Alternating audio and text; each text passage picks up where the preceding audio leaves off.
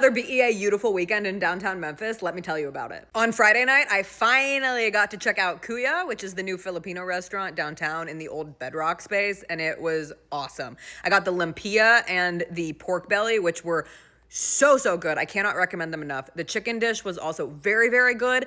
This ahi tuna dish down at the bottom in a coconut milk broth was very interesting. I think it is an acquired taste. I liked it, but it might not be for everybody. They also had complimentary beer and wine, and I don't know how long they're going to be doing that, but it was a really nice gesture that night. And then this is their dessert. I really don't know what it is. It's ube something. It's so interesting and so different.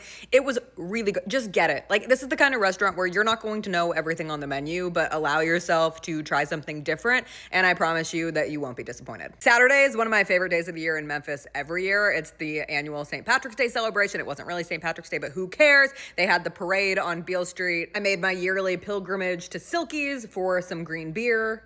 And then I ended up on the patio at the Dame, which is a lovely place to spend a beautiful afternoon. They had great drink specials. I split the G. This is definitely a place that I'll be revisiting as the weather continues to be gorgeous. Oh, and I started my St. Patrick's Day at Hustle and Dough eating avocado toast because it's green and it just felt right. And also, you know, I love the avocado toast at Hustle and Dough. They also have a new pastry chef, and I got a chocolate chip cookie for later in the day, which I consumed after a lot of the green beers and the Guinness and all that. And that cookie was to die for. I can't speak definitively because let's just say my mental shamrocks had been shook.